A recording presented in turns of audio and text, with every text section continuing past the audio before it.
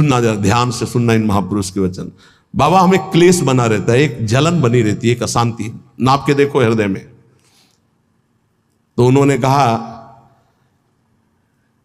कि राम भजन बिनु सुनहु खगेसा, मिटहि न जीवन केर कलेशा। जैसे पहला ग्रास पाते हैं तो भूख उतनी एक ग्रास की जैसी मिटती है, पर अनुभव में नहीं आती। फिर हम ग्रास पे ग्रास पाते चले जाते हैं, और जब अंतिम ग्रास की स्थिति होती है तब जाके तृप्ति का अनुभव होता है। ऐसे ही उपासक, जब पहला भजन शुरू हुआ तो जलन बढ़ती है। ध्यान देना, अगर उसी समय एक कवल पवा करके रोक दिया जाए तो उसको कोई तृप्ति नहीं होगी, और परेशानी ऊपर से चित्त में हो जाएगी कि नहीं पा रहा था तो अच्छा था, अब पा रहा था तो भर पेट पाना। ऐसे ही अभी तक भजन नहीं करके विषयों में डूबे थे तो भूले हुए थे, लेकिन अब भजन शुरू किया तो अब जलन शुरू होगी। इतना नाम जप करो कि पेट भर जाए, तब जाके स्वाद आएगा। जिस दिन से भजन शुरू किया उस दिन से भाव रोग नष्ट होना प्रारंभ हो गया। व्यर्थ नहीं जाएगा, पर उस नाम का, अंतिम नाम का, जिस समय भगवत साक्षात्कार होगा उसका इंतजार करते हुए नाम जपते रहो, हर कवल खाते रहो, पेट भर रहा है।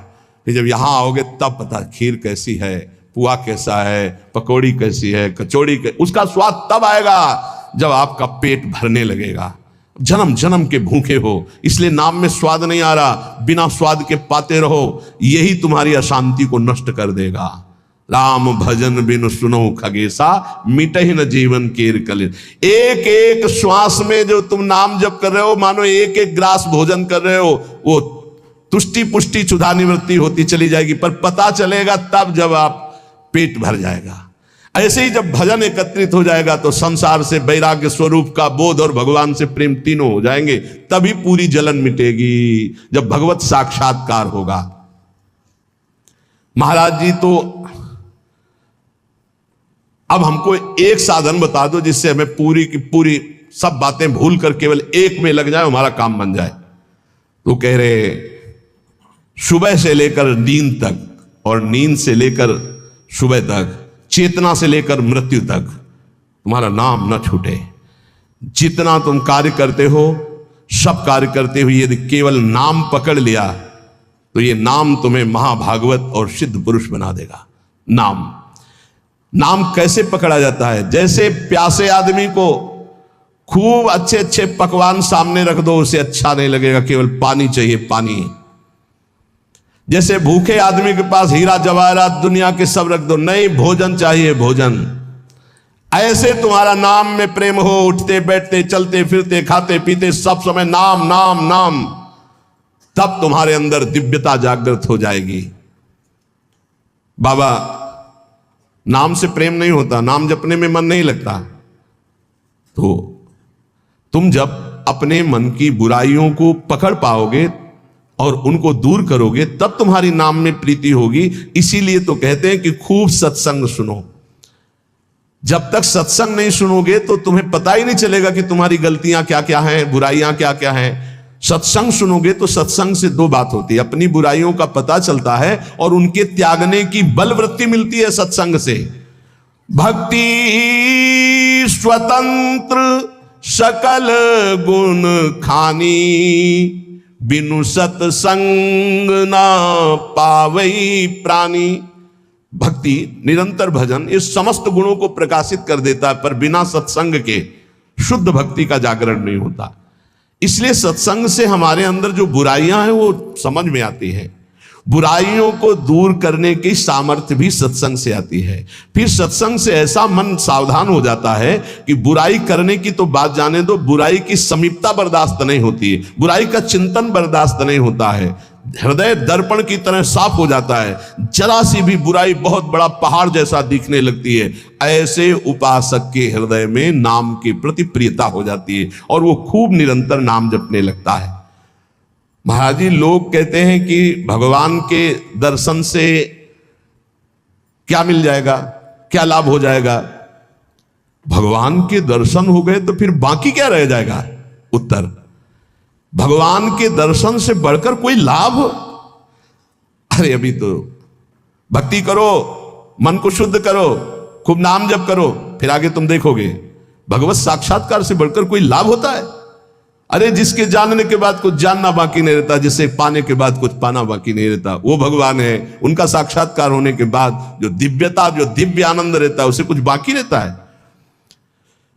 तो हमें क्या करना चाहिए फिर? हम कह तो रहे तुम्हें निरंतर नाम जप करना चाहिए, निरंतर नाम जप करना चाहिए। तो माला से जपे या अंगुलियों से जपे? भाई नए साधक को गिनती से नाम जप करने में ज्यादा रुचि होती है, इसलिए गिनती पर दृष्टि नए साधक को संख्या पर रखनी चाहिए। ये बहुत अच्छी बात कह रहे हैं। नए साधक को संख्या पर दृष्टि रखनी चाहिए। आज 11 माला किया, फिर और बढ़ाया, फिर और बढ़ाया, फिर और आगे चल करके फिर ऐसा मन हो जाता है कि फिर वो निरंतर जब पकड़ता है तो माला भी अच्छा नहीं लगता। कौन गिनती करे, कौन सुमेरु आई तो पलटे, उधर ध्यान दे या अंदर ध्यान दे, फिर वो स्थिति आती है। बाबा नाम जपने में जैसे मन भागता है तो क्या करना चाहिए? तो नाम को बार बार लिखे या नामी की मूर्ति सामने बना रख ले, छवि सामने रख ले, उस छवि को बार बार देखता रहे।